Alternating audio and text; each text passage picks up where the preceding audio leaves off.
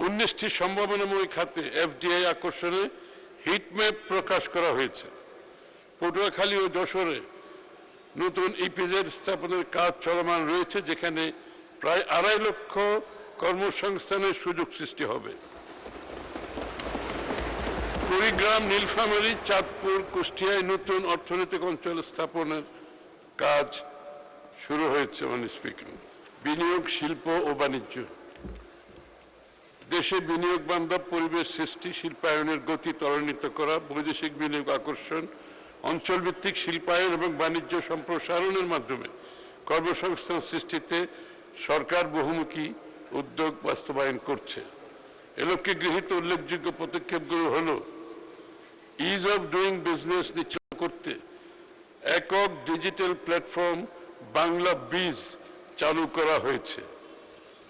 19টি সম্ভাবনাময় খাতে এফডিআই আকর্ষণে হিটম্যাপ প্রকাশ করা হয়েছে। পটুয়াখালী ও যশোরে নতুন ইপিজেড স্থাপনের কাজ চলমান রয়েছে, যেখানে প্রায় 2.5 লক্ষ কর্মসংস্থানের সুযোগ সৃষ্টি হবে। কুড়িগ্রাম, নীলফামারী, চাঁদপুর, কুষ্টিয়ায় নতুন অর্থনৈতিক অঞ্চল স্থাপনের কাজ শুরু হয়েছে।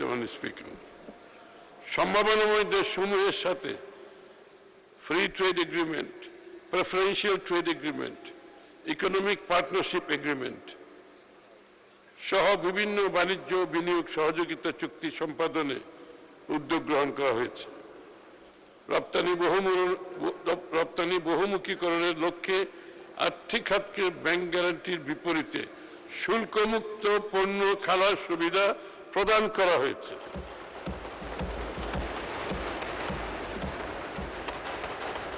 আর কোনো হ্যারাসমেন্ট নাই, কোনো সমস্যা নাই, সরাসরি ওনারা আনবেন, রপ্তানি করবেন।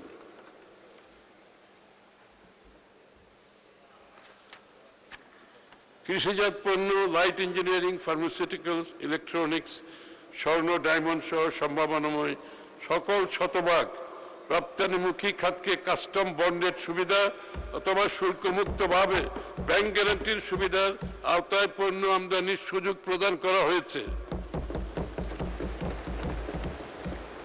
ওনাদের বন্ডের মাধ্যমে মাল আসবে, রপ্তানি হবে, মাঝখানে আর কিছু নাই। জ্বালানি সাশ্রয়ী ইলেকট্রিক বাস, ট্রাক, বাইক ও স্কুটার উৎপাদনে নীতিগত সহায়তা দরের প্রদানের উদ্যোগ নেওয়া হয়েছে। বেসরকারি খাতে ঋণ প্রবাহ সহজীকরণে বাংলাদেশ ব্যাংক 60,000 কোটি টাকার স্টিমুলাস প্যাকেজ 2026 ঘোষণা করেছে, যার মধ্যে 41,000 কোটি টাকা রিফাইন্যান্সিং তহবিল, 19,000 কোটি টাকা বাংলাদেশ ব্যাংকের নিজস্ব তহবিল। এই তহবিলের আওতায় 5টি প্যাকেজ নিম্নরূপ: বন্ধ কলকারখানা চালুকরণ ও সেবা খাতের জন্য 20,000 কোটি টাকা, কৃষি ও গ্রামীণ অর্থনৈতিক কর্মকাণ্ডে 10,000 কোটি টাকা, সিএমএসএমই খাতে 5,000 কোটি টাকা,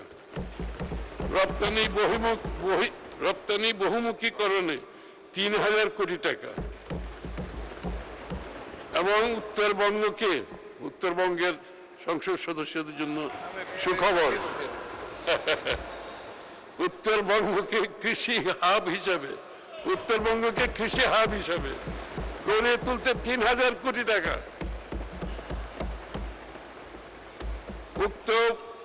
উক্ত পুনর্ভরণ স্কিম সমূহের অধীনে প্রদেয় ঋণের ক্ষেত্রে সুদের হার নমনীয় রাখার লক্ষ্যে সরকার 6% সুদ ভর্তুকি হিসাবে প্রদান করবে।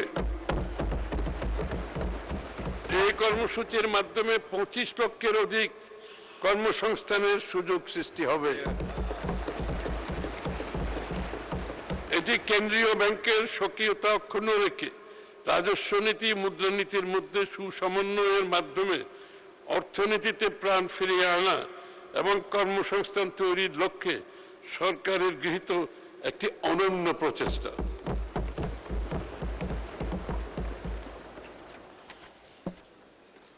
এসএমই খাতের বিকাশে এই সেক্টরে পুনরুত্থান স্কিমের আওতায় সরকারি সংস্থা যেমন ইটকল, BIFFL SME ফাউন্ডেশনের মাধ্যমে সহজ শর্তে ঋণ বিতরণের জন্য 2026-27 অর্থবছরে 2000 কোটি টাকা বরাদ্দ প্রস্তাব করছি।